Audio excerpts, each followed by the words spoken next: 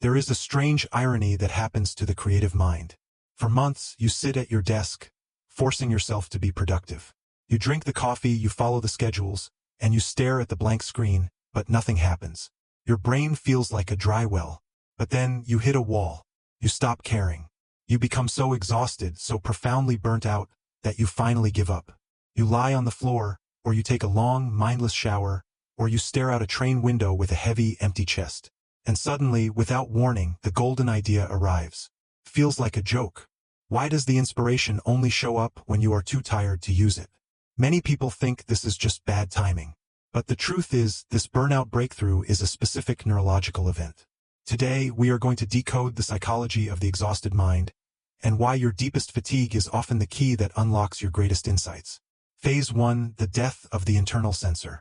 To understand why burnout invites inspiration, we have to look at the prefrontal cortex. This is the manager of your brain. It handles logic, planning, and most importantly, social editing.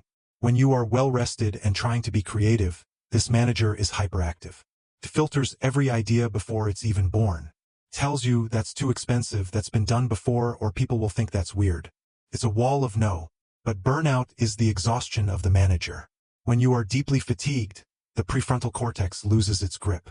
Its ability to censor and judge becomes weak. In this state of reduced cognitive control, the weird and illogical connections in your brain finally have a chance to slip past the gates. Your most inspired ideas don't arrive because you're working harder. They arrive because the internal critic is too tired to stay on guard. Phase 2. The default mode network, DMN. There is a second system in the brain called the default mode network. This is the part of you that becomes active when you aren't focusing on a specific task. It's the daydreaming engine. In our modern world, we rarely let the DMN run because we are always task-oriented. But burnout forces a shutdown of the task-positive network.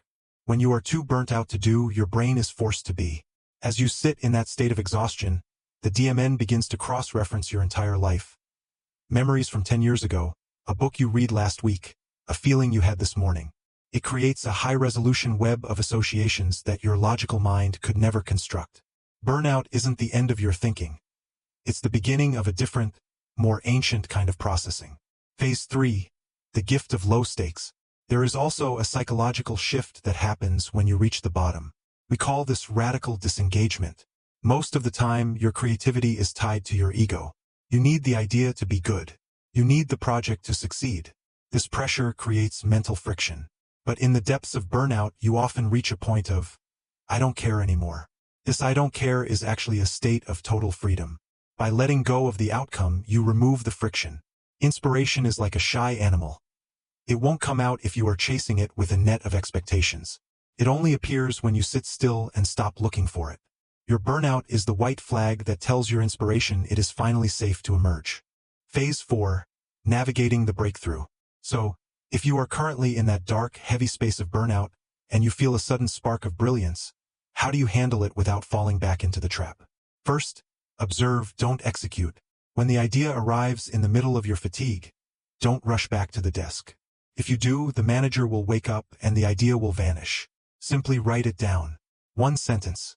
Then go back to resting. Second, respect the price. Understand that this idea is a parting gift from your exhausted self. Don't use it as an excuse to keep pushing. The idea arrived because you stopped. If you start again too soon, you'll kill the very environment that produced the insight. If you are feeling exhausted today, if you feel like your mind is empty, understand that this emptiness is not a failure. It is a clearing. You are making room for something that your busy self wasn't allowed to see. If you've ever had a eureka moment when you were at your lowest point, leave a comment below. Let's talk about the wisdom that only comes when we finally let go.